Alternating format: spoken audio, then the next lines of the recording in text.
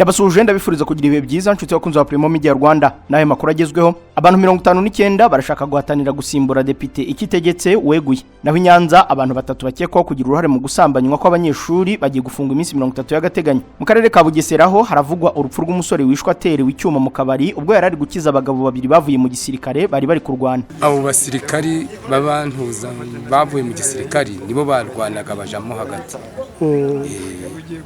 Icyuma bakimuteye munsi yibereye mu kaboko k'ibumoso cinji. Mu makuru rwanze y'u Rwanda jewe namwe ndabivuga nti FDLR ntigeze itera u Rwanda haheze imyaka irenga 30 bayivuga ariko nta gitero uwo mugwi wigeze ugira mu Rwanda. Minisitiri w'Ububanyi n'Amahanga w'u Burundi Dr Edouard Bizimana turamwumva muri aya makuru avuga ko nta na rimwe mu myaka 30 FDLR yigeze itera u Rwanda. Ku rundi ruhande ariko aranashinja abanyarwanda kujya kwiba imyaka mu Burundi. Muri Republika ya Demokarasi ya Kongo icyorezo cya Ebola kiri kuvugwayo kuri ubu cyabaye cyambere kisha abantu benshi mu mateka y'iki gihugu. Perezida wa Somalia we yavuze ko adashaka ingabo z'umuryango wa Afrika yunze ubumwe mu gihugu cye. Naho muri Zambia Hakainde Ikirema yatangajwe ko yatsinze amatora ya president abatavuga rumwe n'ubutegetsi bwe barafungwa. Perezida wa Gabon yavuze ko guverinoma ye igiye kugabanya cyangwa guhagarika burundu buruse zihabwa abanyeshuri bajya kwiga mu bihugu bimwe byo ku mugabane w'Uburayi. Muri aya makuru turababwira impamvu. Perezida Donald Trump we yavuze ko ashobora kurasa Oman akayigira umuyonga nubwo isanzwe ari umufatanyabikorwa wa Leta Zunze Ubumwe za Amerika. Waruzi ko kubaka bitesha benshi umutwe kandi nyamara ubufasha buhari waba uba mu Rwanda cyangwa imahanga. Mess Limited iriho ku bwawe kuva ku ntambwe ya mbere kugeza ku ya nyuma. Bivuga kugushakira ibyangombwa byo kubaka inyubako iyo ari yo yose no kukubakira bigezweho kandi bihendutse byose. Mess Limited turabigukorera. Va kuba tubuzi rero bakinira mu byawe ugana abanyamwuga banze umugayo tugira impamo inzozi zawe. Sanga ndi makuru kuri wa_mess_rawa cyangwa duhamagare kuri 0727 730 cyangwa dusanga aho dukorera mu Kiyovu imbere ya kaminuza ya Kiste. Mwana twandikira email kuri messrwanda@gmail.com. Kuri iri segonda nibura abantu 16,000 bari mu kirere mu ndege bava ahantu hamwe bajya ahandi. Kuzenguruka isi bisigaye byoroshye ku buryo uko turi miliyari 8 dusa naho turi abaturanyi kubera uburyo gukora ingendo bisigaye bikorwa. Ikibazo nuko gutegura urugendo bigora. Gukora reservation ya ticket y'indege, gushaka visa, ubwishingizi bw'urugendo. Amahirwe twagize nuko hari abantu bazobereye muri ibi bintu kandi biyemeje kudufasha. Abantu nka Ireme Travel Agents Limited, kompanyi nyarwanda iri mu zambere muri service zo gutegura ingendo, ubukerarugendo no kwakira abantu. Kompanyi yemewe n'ihuriro mpuzamahanga ry'ubwikorezi bwo mu ndege IATA. Niba wifuza kujya mu mahanga ku mpamvu izo arizo zose, icyo bigusaba ni ugutekereza urugendo rwawe gusa, ubundi ukegera Ireme Travel Agency bakagukorera reservation ya ticket y'indege, bakagufasha gushaka visa, bakagukorera reservation ya hoteli, bakagukurikiranira ibya assurance y'urugendo. Iyo uturutse mu mahanga cyangwa sujyayo bagufata ku kibuga cy'indege ku giciro cya 50% cy'abandi babikorera. Ku bantu bari kure kandi bashobora kwishyura hakoreshejwe ikoranabuhanga online payment. Tuguha link ubundi ukishyura. Ireme Travel Agency ikorera mu mujyi wa Kigali muri Mike mu nzu yo hasi mu muryango wa G41. Hamagara 07 85 36 48 cyangwa 07 89 88 Ushobora no kwandika email kuri info@iremetravel.rawa. Wanasura urubuga rwa internet wa@iremetravel.rawa. Ikaze muri amakuru arambuye duhereye ku bantu 59 bashaka guhatanira gusimbura depite ikitegetse weguye. Komisiyo y'amatora mu Rwanda yatangaje urutonde rw'abantu 59 batanze kandidature bagamije kujya mu nteko ishinga amategeko ahakenewe umuntu umwe usimbura depite ikitegetse weguye. Ni urutonde rwashyizwe hanze ruriho amazina n'ibyangombwa abo bantu batanze. Umukandida ku mwanya w'umudepite asabwa kuba ari umunyarwanda ufite nibura imyaka 21 y'amavuko kandi atarengeje 30, ari inyangamugayo, adafite inzitizi zituma atandikwa kuri liste y'itora. Kandidature ye iherekezwa n'inyandiko itanga kandidature igaragaza amazina ye yose ahwanye n'ari ku ikarita ndangamuntu, umwirondoro ugaragaza umurimo akora, aho yavukiye, itariki y'amavuko n'aho aba, kopi y'ikarita ndangamuntu ye, icyemezo cy'amavuko gitangwa n'urwego rubifitiye ububasha, icyemezo cy'imyitwarire myiza gitangwa n'urwego rubifitiye ububasha, amafoto abiri magufi y'amabara, icyemezo kigaragaza ko umuntu yakatiwe cyangwa atakatiwe n'inkiko kitarengeje igihe gitangwa n'urwego rubifitiye ububasha, icyemezo cya muganga wemewe, inyandiko yashyizeho umukono cyangwa igikumwe yemeza ko inyandiko yasabwe kandi yatanze ari ukuri, ndetse n'ibindi. Urutonde rwashyizwe hanze rwanditseho ko ari abakandida bemejwe by'agateganyo, ariko hariho abantu babiri bigaragara ko bavutse mu 1994 n'95 bigaragara ko barengeje imyaka 30. Harimo kandi abantu bagiye bafite bimwe mu byangombwa batujuje muri kandidatire zabo. Ikitegetse wari umudepite mu nteko ishinga amategeko y'u Rwanda yeguye kubera imyitwarire mibi nubwo atasobanuwe mu buryo burambuye ibyo yakoze. Mu murenge wa Mayange mu kagari ka Biryogo mu mudugudu wa Centre mu karere ka Bugesera haravugwa imirwano yahitanye umusore w'imyaka 19 witwa Niyonkuru Eric. Abaturage muri uyu mudugudu bavuga ko iyi mirwano yatangiye Niyonkuru Eric ari kumwe n'abagenzi be basangiraga, bakaba ari abagabo babiri ngo bavuye mu gisirikare cy'u Rwanda. Ngo abonye batangiye kurwana agerageza kubakiza, ariko muri icyo gihe umwe mu barwanaga mutera icyuma.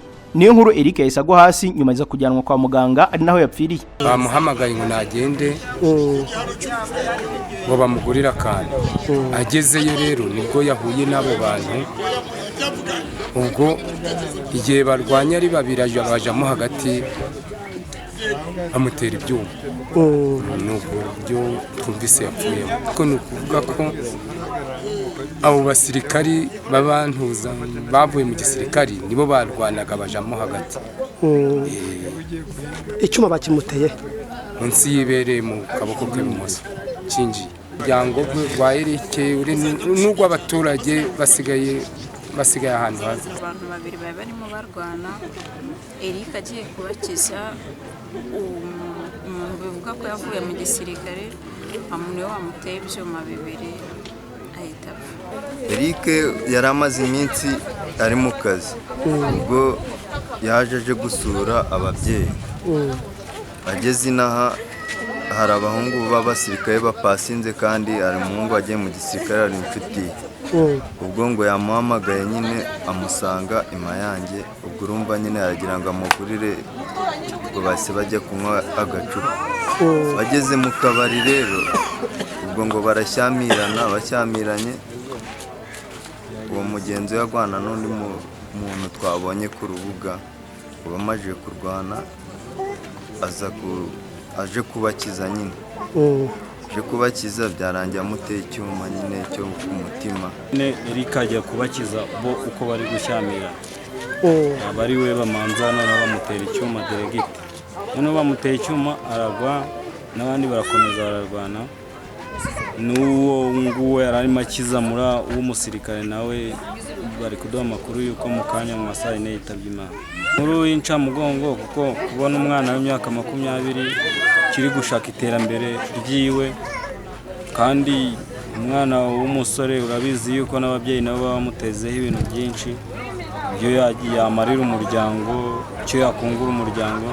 Muri ibyo byose rero agiye nta na kimwe asize akoze, cyangwa n'icyo twari tumutegerejeho kitabonetse bitewe n'abamuvukije ubuzima, kuko ntabwo yari arwaye. Urumva yuko rero ari agahinda. Bamwe mu rungano rwa Eric Niyonkuru bagaragaza agahinda batewe n'urupfu rwa mugenzi wabo, bagasaba ko ubutabera bwakora akazi kabwo, abakekwaho kugira uruhare muri iki cyaha bakaburanishwa. Umwana w'umusore ugiye ukiri mutoya utaragera mu myaka 25 ni ibintu byababaje buri wese. Icyo twasaba umuryango we kubona ubutabera, kandi nk'uko ibindi byaha basigaye babizana kuburanira kuri tere, n'uwo wabikoze bakazamuzana akazaza kuburanira kuri tere, nyine tukamureba akanasobanura n'impamvu yamuteye kubikora. Nyakwigendera Niyonkuru Eric yari umwana wa Iyamuremye Jean Pierre na Mukanyandwi Claire, apfuye afite imyaka 19. Umuryango ukaba utuye mu mudugudu wa Kavumu mu kagari ka Gakamba mu murenge wa Mayange. Nubwo Niyonkuru ari we wapfuye, hari undi muntu wagerageje gutabara ubwo imirwano yabaga nawe wakomeretse bikomeye ajyanwa kwa muganga, ariko nawe aza kwitaba Imana. Ku rundi ruhande abakekwaho kugira uruhare muri uru rupfu batawe muri yombi, mu gihe iperereza n'ubutabera bizakomeza kugaragaza ukuri ku byabaye. Dukomereza amakuru Nyanza, aho abagize uruhare mu gusambanywa kw'abanyeshuri bafunzwe iminsi 30 y'agateganyo. Urukiko rw'ibanze rwa Ruhango rwafashe icyemezo cyo gufunga by'agateganyo abantu 3 bakekwaho kugira uruhare mu gusambanywa kw'abanyeshuri. Mu kwezi kwa 7 umwaka umwe w'abanyeshuri yateguye ibirori byo kwizihiza isabukuru y'amavuko, atumira abagenzi be biganaga mu mashuri yisumbuye mu karere ka Nyanza. Byabereye mu kagari ka Butansinda mu murenge wa Kigoma mu karere ka Nyanza.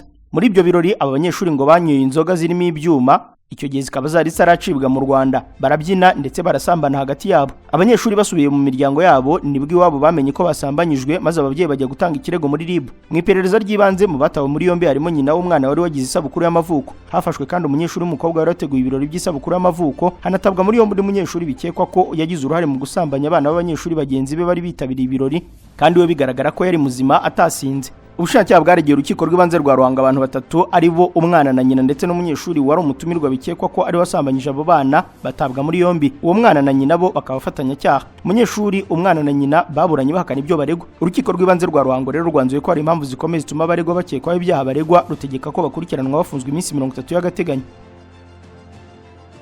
Mu karere ka Nyaruguru ho hari abayobozi bavugwaho ruswa. Bamwe mu baturage bo mu kagari ka Ramba mu murenge wa Mata mu karere ka Nyaruguru barashinja bamwe mu bayobozi kubaka ruswa kugira ngo babone serivisi zitandukanye.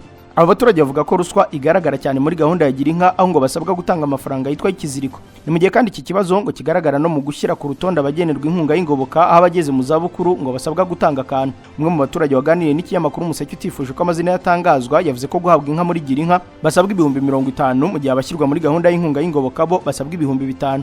Ati muri aka kagari kacu wagira ngo ntidutuye mu Rwanda. Abayobozi bacu bikorera ibyo bashaka, nta muntu ushobora kubona inka datanze ikiziriko cy'50,000 kandi birazwi hose. Uyu muturage avuga ko hari n'ugize gutanga 25,000 ariko inka igahabwa undi. Yavuze ko abaturage babura aho batangira ibirego kuko bakeka ko abayobozi bo mu nzego zibakuriye baba babizi. Undi muturage yavuze ko hari umukecuru utishoboye utagira umwana cyangwa ahandi akura ubufasha, ariko akaba amaze igihe asabirwa gushyirwa muri gahunda zifasha abatishoboye ariko ntibikorwe. Aba baturage bavuga ko ikibazo kitagarukira kuri gahunda ya Girinka n'inkunga y'ingoboka gusa, ahubwo ko hari n'ibibazo bijyanye no kwishyura ubwisungane mu kwivuza. Bavuga ko hari uwishyura mitiwere ariko nyuma y'amezi akajya kwivuza akabwirwa ko atishyuye, ndetse rimwe na rimwe agasabwa kwishyura inshuro ebyiri. Umunyamabanga nshingwabikorwa w'aka kagari ka Ramba Patience Impano yavuze ko ibyo abaturage bavuga bishobora kuba bishingiye ku kutumva neza imikorere ya serivisi cyangwa bakaba bamwitiranya n'uwo yasimbuye. Ku bijyanye na mitiwere yavuze ko amafaranga y'abaturage atibwa, ahubwo ko impinduka muri systeme zishobora gutuma ari abishyura ariko kwishyura kwabo ntibite bigaragara.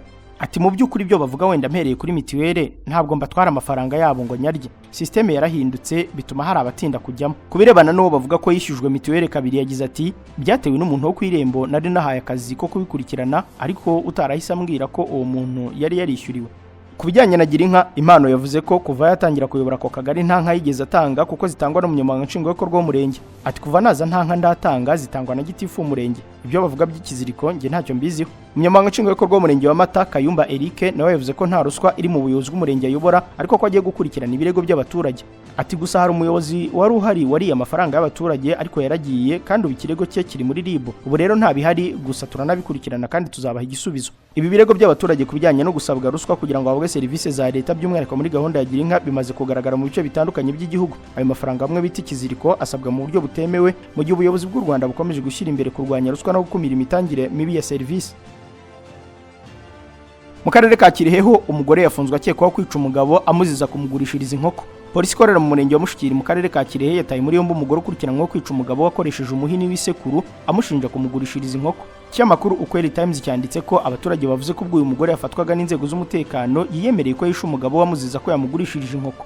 Mu kanya aya makuru turakomereza kuyavuga hanze y'u Rwanda. Ubu twamaze kubibona twese kubera guhenda kwa mazutu na essence, ntabwo tuzatungurwa no kubona mu minsi mike igiye kuza mu mihanda hazaba hasigayemo imodoka nke cyane za Kia, Hyundai, hybride z'amoko atandukanye n'izindi nke cyane. Izi zizasigara mu mihanda niza bamenye Auto Korea Maintenance Limited, ikigo cy'inzobere mu gusuzuma no kwita kuri systeme zigize imodoka, ku buryo litiro 8 za mazutu wazikoresha mu birometero 100, naho litiro 7 za essence zikora mu birometero 100 cyangwa se hejuru yabyo. Auto Korea Maintenance Limited ni abahanga bagufasha mu gihe ufite imodoka y'amashanyarazi, bazobereye cyane kandi mu gusubiza ku murongo imodoka zose zakoze impanuka, kandi bakikurikiranira ibijyanye na assurance. Wowe uzaba gusubiza imodoka yawe imeze nk'ari nshya, bayisubiza agaciro kayo yahoranye, zaba za Kia, Hyundai, full electric na hybride. Abagira ibibazo ku mihanda imodoka ikaba yakuzimiraho, bagukorera depannage ku buryo imodoka yawe bayikurikirana mu gihe gito. Abafite imodoka zikoresha mazutu muri Auto Korea Maintenance Limited bazikorera maintenance bakoresheje imashini zabugenewe, batiriwe bafungura imodoka, ubundi imodoka igatangira kunywa bike cyane. Ibi igiciro kibikomoka kuri petrol kirabidutegeka twese. Ni n'abahanga cyane mu gusuzuma no gukora neza imodoka z'amashanyarazi. Abarimo kuzigura ntimugire impungenge, ni mubagane ku mashami yabo i Gikondo mu mujyi wa Kigali ni Nyamata mu Bugesera. Bahamagare cyangwa bandikire kuri 07 86 20 60 54. Auto Korea Maintenance Limited niyo makiriro imodoka zacu zisigaranye. Worldwide e-shopping limited ngiyi company yizewe mu gutumiza no kugura ibicuruzwa hirya no hino ku isi. Dukora shipping na shopping kuva mu bihugu nk'Ubushinwa, Leta Zunze Ubumwe za Amerika, Turkiya, Ubuhinde ndetse n'ahandi. Worldwide e-shopping limited dufite umwihariko wo gukorana na online stores nka Amazon, eBay, Alibaba, Apple, Taobao ndetse n'izindi nyinshi. Umwihariko wacu kandi nuko umukiriya yishyura kimwe cya kabiri cy'amafaranga igicuruzwa runaka kigura, company kongeraho yayo, hanyuma mu minsi iri hagati y'itandatu na 12 akaza gutwara igicuruzwa cye akabona kwishyura asigaye. Dukorera mu mujyi wa Kigali muri quartier commerciale mu nyubako Sukisa Business Center muri etage ya 3 ku muryango F5. Dukora kinyamwuga kandi turangwa n'icyizere mu byo dukora ndetse no mu bo dukorana. Ukeneye kugira ibyo dutuma cyangwa ko tugukorera shipment waduhamagara cyangwa ukatwandikira kuri 0788 83 70 33. Amakuru y'u y'u Rwanda tuyahere muri Republika Demokarasi ya Kongo. Icyorezo cya Ebola cyabaye icyambere kishe benshi mu mateka y'iki gihugu. Icyorezo cya Ebola cya 17 kibasiye Republika Demokarasi ya Kongo cyamaze kuba icyambere kishe abantu benshi kurusha ibindi byose mu mateka y'icyo gihugu nyuma y'amezi 3 gusa gitangajwe ku mugaragaro. Imibare mishya yatangajwe na Minisiteri y'Ubuzima iragaragaza ko ubu bwoko bwa virusi ya Ebola budakunze kubaho bwa bundi buryo bumaze kwica abantu 2325 mu bantu 4945 bari bamaze kwandura kugeza tariki ya 15 z'uku kwezi. Ibi bivuze ko hafi 47% by'abanduye bamaze gupfa mu gihe abantu 1040 bamaze gukira nyuma yo guhabwa ubufasha bwo kwa muganga no kuvurwa ibimenyetso by'indwara. Kugeza ubu nta rukingo cyangwa umuti biremerwa byo kuvura cyangwa gukumira ubwoko bwa Ebola yo mu bwoko bwa bundi buryo. Cyakora igeragezwa ku barwayi ry'inkingo zishobora kwemezwa ryatangiye mu kwezi gushize. Abashinzwe ubuzima bari kandi gukoresha urukingo rwa Ervebo rwari rwarakorewe kurwanya Ebola yo mu bwoko bwa Ebola Zaire nyuma yo ubushakashatsi bugaragaje ko rushobora no gufasha kurinda abantu ubu bwoko bushya bwa bundi buryo. Iki cyorezo kimaze gukwirakwira byose mu ntara 6 cyane cyane mu majyaruguru ashyira uburasirazuba bwa Republika Demokarasi ya Kongo. Umubare w'uturere tw'ubuzima iki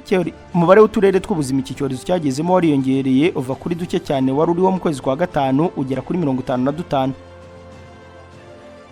Na ubushinjacyaha bwategetse gukaza igenzura ku byaha bikorerwa ku mbuga nkoranyambaga muri Republika Demokarasi ya Kongo. Mu gihe muri Republika Demokarasi ya Kongo hakomeje kwiyongera amagambo asesereza n'ibitero byibasiranya politike ku mbuga nkoranyambaga, ubushinjacyaha bwafashe icyemezo cyo gukaza ibikorwa byo gukurikirana ibyaha bikorerwa mu ikoranabuhanga. Bibije nyuma yuko ari itsinda rizwi nk'ingabo za Kinshasa zo kuri murandasi rikomeje kunenga no gutera ubwoba rikoresha amagambo akomeye ku banyapolitike n'abatavuga rumwe n'ubutegetsi.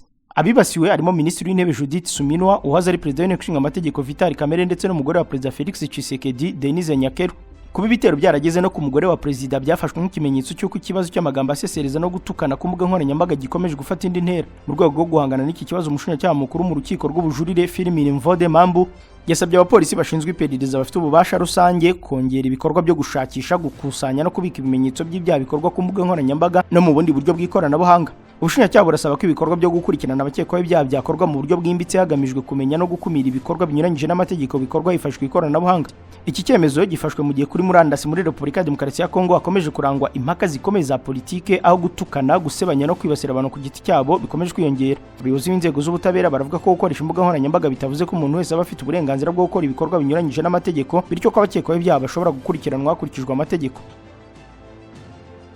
Dukomereza amakuru mu Burundi, aho Minisitiri w'Ububanyi n'Amahanga w'u Burundi Edouard Bizimana yongeye gukingira ikibaba FDLR avuga ko mu myaka 30 ishize uyu mutwe utigeze ugaba igitero na kimwe ku Rwanda. Yabivugiye mu kiganiro yagiranye na chaîne ya YouTube yitwa Main Switch 257 ubwo yabazwaga ku birego by'uko u Burundi bukorana na FDLR. Minisitiri Dr Bizimana yagize ati: jewe namwe ndabivuga nti FDLR ntigeze itera u Rwanda, haheze imyaka irenga 30 bayivuga, ariko nta gitero uwo mugwi wigeze ugira mu Rwanda.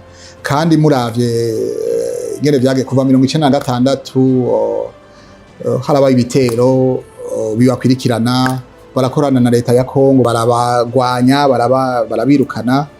Hanyuma mbere ngira ngo murazi nuko wabaye watwaye ingabo mu Rwanda, akaba na ministre wo kwinjiza u Rwanda muri Afrika y'ubuseruko, mushinga ntahe Kabarebe yarabaye chef d'état major mugaba w'ingabo muri Kongo. Ico gihe imyaka yamazeyo abo ba FDR ntabo yashoboye kubona, ntabo yashoboye kugira ati nababonye bari ngaha tubagwanye. Hanyuma n'uwa bavuyeyo President Kabila umuhungu wa Laurent Desire Kabila yaramaze imyaka 18 atwara igihugu ca Kongo kandi yakorana neza n'abanyarwanda. Harabaye n'imigambi yo kugwaniza hamwe FDR ivyo byose barabikoze hanyuma baravuga bati icyo kintu FDLR ntikibaho mugabo ubu barasubira kwabivuga bakabyadukana bati FDLR twebwe FDLR ntayo dushobora gufasha turazi yuko nta kamaro icyo gihe rero ibyo baca bavuga ubu iyo rucara urwitwazo. Raporo zitandukanye zemeza ko ingabo z'u Burundi zifatanya na FDLR ndetse n'ingabo za Kongo mu ntambara barimo barwanamo n'umutwe M23.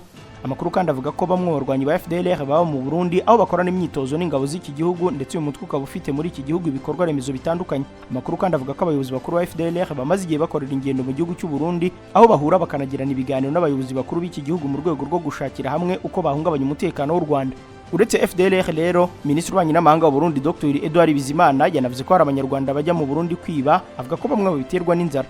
Abanyagihugu b'Abanyarwanda bahora bagomba kuza mu Burundi gusuma mbere bakinyegeza harabaje kwiba bakiba imirima bakagira gute kubera inzara itaborohereje bahora basumira mu Burundi mabo ntibikunda ngira ngo barabona izo ngorane nabo nyine barazibona baravuga bati byiza twosubira tukabana neza n'abarundi kuko ku gice cy'u Burundi nta kibazo dufitaniye nabo cobuza ko tubuza ko tubana neza. Muri iki kiganiro agiriye kuri uyu murongo wa YouTube ubwo yavugaga ku mubano w'u Rwanda n'u Burundi umaze igihe urangwa n'ubwumvikane buke kugeza ubwo Burundi bufunga imipaka yabwo, Minisitiri Bizimana yavuze ko hari abanyarwanda bajya mu Burundi bagamije kwiba cyane imyaka, avuga ko ibyo bikorwa abihuza n'ibibazo by'inzara. U Burundi n'u Rwanda bimaze igihe bifitanye umubano utameze neza cyane kubera ibibazo by'umutekano n'ibirego impande zombi zigenda zishinjanye. Twomereza amakuru muri Tanzania ubushinjacyaha bwarangije gutanga ibimenyetso bishinja Tundu Lissu ubugambanyi.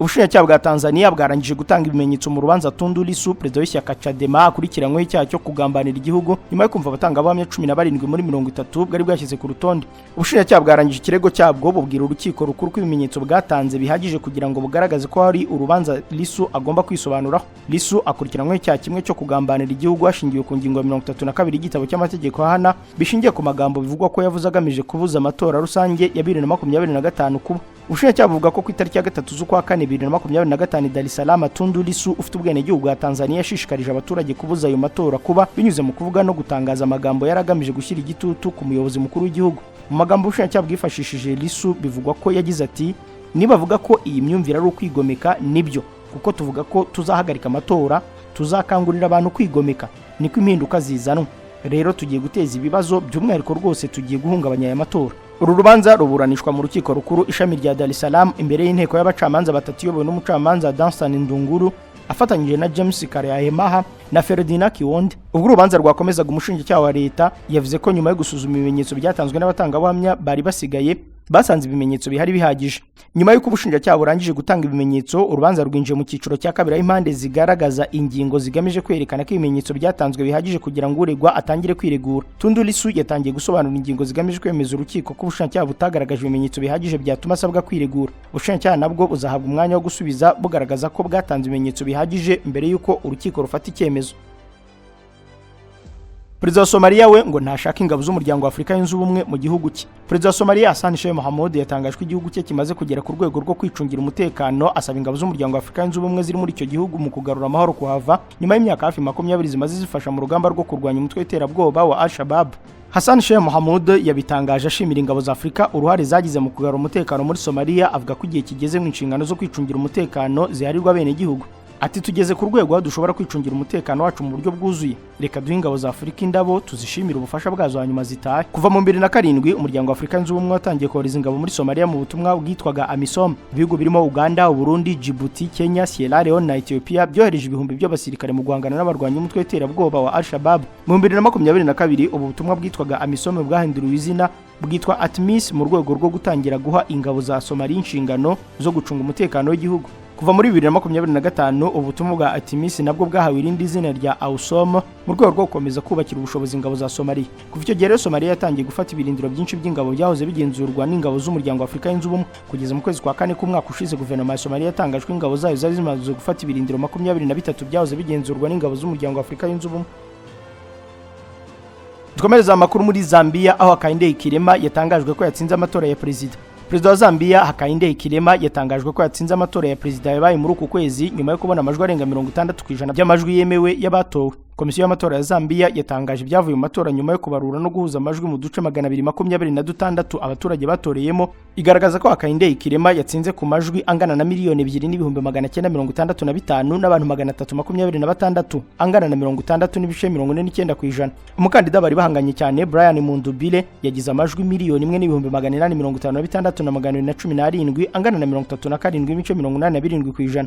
Abiyandikishije gutora bose bari 8,700,000 birenga. Muri bo amajwi yemewe yabaye 4,400,900 mu gihe amajwi 126,566 yateshejwe agaciro. Muri rusange ikigero cy'ubwitabire bw'amatora ni 57%. Iyi ntsinzi iraha Hichilema manda ya kabiri y'imyaka 5. Nkuko amategeko y'amatora ya Zambia biteganya, umukandida ugize hejuru y'amajwi 50% by'amajwi yemewe ahita atsindira mu cyiciro cya mbere, bityo ntihabe icyiciro cya kabiri cy'amatora. Cyakora aya matora yabayemo impaka kuko Brian Mundubile yari yatangaje ko ari we watsinze ashingiye ku mibare yakusanyijwe n'itsinda rye ryamufashaga mu matora naryo ryabaruraga amajwi ku ruhande. Ayashinja kandi ko hari bitaragenze neza henshi mu buryo amatora yakozwemo, harimo itandukaniro hagati y'ibyavuye ku biro by'itora n'ibyatangajwe na komisiyo y'amatora, ndetse anavuga ko abasirikare bagize uruhare ahabarurirwaga amajwi. Mundubile yanashinje Tanzania kohereza abantu kugira ngo bivange mu matora ya Zambia. Leta Tanzania hakanye ibyo birego ivuga ko atari ukuri. Kugeza ubu ntiharamenyekana niba batavuga rumwe n'ubutegetsi bwa Hichilema bazajuririra ibyavuye mu matora.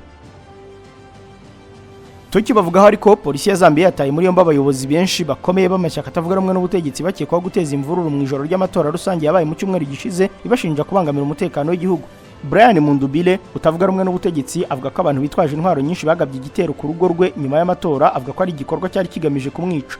Mu itangazo guverinoma yasohoye yavuze ko Mundubile yari aho abantu 11 bafatiwe kandi ko amasasu yarashwe yavuye mu rugo yerekeza ku bashinzwe umutekano, bituma habaho kurasana. Guverinoma yavuze ko abo bantu basanganywe intwaro zo ku rwego rwo hejuru, amasasu n'ibindi bikoresho byari bigenewe gukoreshwa mu rugomo hakoreshejwe intwaro. Yatangaje amazina y'abantu 6 yavuze ko bafunzwe barimo umuvugizi wa Mundubile. Yongeyeho ko abandi bafashwe ari abayobozi bakuru b'amashyaka amwe ya politike muri Zambia. Abahagarariye batavuga rumwe n'ubutegetsi bari basabye ko bamwe mu bantu ba hafi ya Mundubile bafunzwe cyangwa baburiwe irengero bafungurwa. Amashyaka atavuga rumwe n'ubutegetsi hamwe n'imiryango itari ya leta irashinja guverinoma kongera igitutu mbere y'amatora, harimo gushyiraho inzitizi ku nama zabo no ku bikorwa byo kwiyamamaza. Guverinoma ya Zambia ariko irakana ibyo birego. Naho perezida wa Gabon ashobora kwima abaturage be buruse zo kwiga mu Bufaransa. Perezida wa Gabon Brice Clotaire Oligui yatangaje ko guverinoma ye igiye kugabanya cyangwa guhagarika buruse zihabwa abanyeshuri bajya kwiga mu bihugu bimwe byo ku mugabane w'Uburayi bitewe n'izamuka ry'amafaranga y'ishuri no kugabanuka kw'inkunga zigenerwa abanyeshuri. Mu butumwa yagejeje ku baturage ku mugoroba ubanziriza kwizihiza isabukuru y'imyaka 66 Gabon imaze ibonye ubwigenge, Nguema ntiyigeze avuga amazina y'ibihugu byo mu Burayi birebwa n'iki cyemezo, ariko radio mpuzamahanga y'Abafaransa yatangaje ko bishoboka ko yavugaga Ubufaransa kuko aribwo busanzwe bwakira umubare munini w'abanyagabon bahabwa buruse zo kwiga mu Burayi. Perezida Oligui yavuze ko Gabon idakwiye gukomeza kurebera izamuka ry'ikiguzi cy'amashuri mu mahanga, ahubwo ko ikwiye gushaka izindi nzira zirimo guteza imbere amashuri yayo no kohereza abanyeshuri muri kaminuza zikomeye muri Afurika. Yakomeje avuga ko Afurika idakwiye gukomeza gufatwa nk'ahantu hitabazwa gusa izindi nzira zananiranye. Iki cyemezo kije mu gihe Gabon yanatangaje ko guhera muri uyu mwaka izahagarika buruse zihabwa abanyeshuri bajya kwiga muri Leta Zunze Ubumwe za Amerika. Perezida Trump yavuze ko ashobora kurasa Oman akayigira umuyonga nubwo isanzwe ari umufatanyabikorwa wa Amerika. Perezida wa Amerika Donald Trump yongeye gutangaza ko ashobora kugaba ibitero kuri Oman mu gihe yabibangamiye gahunda ze zo guhagarika intambara ya Amerika, Israel na Iran. Trump yabitangaje mu gihe akomeje kugerageza gushaka uko iyi ntambara imaze hafi amezi 6 yarangira. Nubwo Trump yakunze kuvuga ko intambara izarangira vuba ndetse mu mezi ashize agashimangira ko ashobora gusinya amasezerano arambye y'amahoro, kugeza ubu nta gikomeye kiragerwaho. Umuhora wa Hormuz ufite uruhare rukomeye mu bucuruzi bw'isi kandi ukanyuramo hafi 1/5 cy'ibikomoka kuri peteroli binyura mu nyanja, umaze amezi menshi ufunze kubera intambara Amerika na Israel bagabye kuri Iran kuva mu kwezi kwa kabiri uyu mwaka. Iran iri mu majyaruguru y'umuhora mu gihe Oman iri mu majyepfo yawo. Ibihugu byombi bimaze igihe biri mu biganiro ku bijyanye n'uburyo wagenzurwa. Trump yabwiye Fox News ati Oman ni yitambika mu nzira tuzayitera ibisasu biremereye. Trump yavuze ibi mu gihe no mu kwezi kwa gatanu ubwo mu nama ya minisitiri yateraga ubwoba Oman, yavuze ko Amerika ishobora kuyituritsa mu gihe yaba ititwaye uko bikwiye. Iran yo yavuze ko ingamba zo kwirwanaho zayo zishobora guhinduka ibitero. Umuyobozi wungirije ushinzwe politiki w'umutwe w'ingabo zirinda impinduramatwara k'Isilamu muri Iran, Yodola Javani, yavuze ko ingamba zafashwe na Iran mu ntambara irimo ari ukwirwanaho, ariko ko zishobora guhinduka ibitero mu gihe kizaza. Mu kiganiro na televiziyo na radio bya leta muri Iran, Javani yavuze ko abanzi ba Iran aribo batangije intambara kandi ko ibikorwa bya Iran ari bimwe mu byo kwirwanaho. Iran yavuze ko izafata ingamba zose zikenewe kugira ngo irinde igihugu kandi kumira ibitero by'umwanzi mu gihe ivuga ko ishobora guhindura uburyo yakwitwara mu gihe ibintu bibaye ngombwa. Javani yavuze ko ingabo za Iran zizafata ingamba nshya zishingiye ku mabwiriza zatangwa kandi ko zizafata ingamba zose zikenewe kugira ngo zirinde igihugu, zicunge umutekano kandi zikumira ibitero by'abanzi mu gihe gikwiye. Ibi byatangajwe nyuma y'uko umujyanama w'umugaba mukuru w'ingabo zirinda impinduramatwara ya Kisilamu Mohammed Reza Naqvi nawe avuze ko Iran yafashe icyemezo cyo guhindura ingamba zayo za gisirikare kuva kuzibanda cyane ku kwirwanaho ikazajya ku zindi zemerera no kugaba ibitero mu gihe bibaye ngombwa. Dusoreze amakuru ku Burusiya bwaburiye Ubwongereza ku guha drone Ukraine. Uburusiya bwashinje Ubwongereza guhitamo ku bushake ko amakuba yo muri Ukraine yiyongera nyuma y'uko byemejwe ko indege nto z'intambara zitajya mu pilote zakorewe mu Bwongereza zakoreshejwe mu kugaba ibitero imbere mu Burusiya. Mu itangazo ambasade y'Uburusiya mu Bwongereza yasohoye yagize iti mu kubigenza gutyo Ubwongereza burimo gukora nk'umufatanyacyaha n'ufatanya gukora ibyaha bimena amaraso n'iterabwoba. Ibikorwa bya London bizateza ingaruka zidashobora kwirindwa kandi n'izazirengera. Yongeyeho ko uko Ubwongereza burushaho kwijandika muri iyi ntambara ariko ikiguzi buzishyura kizamuka cyane. Mu gusubiza, umuvugizi wa Minisiteri y'Ingabo y'Ubwongereza yabwiye BBC ko Ubwongereza buhagararanye kandi bufatanye urutugu ku rundi na Ukraine. Muri iryo tangazo bagize bati Uburusiya ntibukwiye gushidikanya ku kwiyemeza kw'iyi leta ko guhangana n'ubushotoranyi bw'Uburusiya muri Ukraine no ku Bwongereza no ku nshuti zacu. Uwo muvugizi yongeyeho ko Ubwongereza bwiyemeje guha Ukraine ibikoresho ikeneye mu kwirwanaho ku gitero kinyuranyije n'amategeko cya Perezida w'Uburusiya Vladimir Putin. Izo drone zakozwe na kampani ebyiri zitandukanye zo mu Bwongereza zakoreshejwe imbere mu Burusiya mu bitero byagabwe henshi kandi byageze ku ntego, byibasiye inganda zirimo n'izitunganya ibikomoka kuri petrole hamwe n'inyubako zibikwamo ibicuruzwa bya kampani Wildberries ikora ubucuruzi bwo ku rubuga rwa murandasi ifatwa nka Amazon y'Uburusiya. Inshuti bakunze wa Primo Media Rwanda, inkuru y'umuburo w'Uburusiya ku Bwongereza niyo dusoreje amakuru agezweho. Reka mbashimire ko mwana mudukurikiye muri aya makuru. Bararikira komeza ibindi biganiro bikuru urubuga. Mugira amahoro. Yoga Family Care, ngiki kigo rukumbi mu Rwanda kizanye igisubizo cyo kwita ku bantu bafite indwara zitandura cyangwa bari mu byago byo kuba bafatwa nazo bigakumirwa hakiri kare. Abamaze kuzirwara namwe ni mwiruhutse, mubonye igisubizo. Abafite ibibazo by'umugongo, kuribwa umutwe, abarwaye paralize, kubyimba amaguru, abarwaye diabete, stroke, namwe turabafasha cyangwa tukabasangaho muri. Dufite ibyuma kabuhariwe bibafasha mu burwayi kandi dutanga amahugurwa ku buryo bwo kwita ku bafite indwara zitandura, twibanda cyane cyane kunyongera mirire zibakwiriye no kubakorera ubugororangingo cyangwa kine. Umwihariko nuko abasoje amahugurwa mu kigo cyacu tubashakira n'akazi. Dukorera Kibagabaga munsi ya Radio Maria Rwanda ku muhanda kaga 32. Ku bindi bisobanuro waduhamagara cyangwa ukatwandikira kuri 0783 17 05 95 cyangwa 0788 58 00 47. Wikwiheba, gana Yoga Family Care tuguhe care.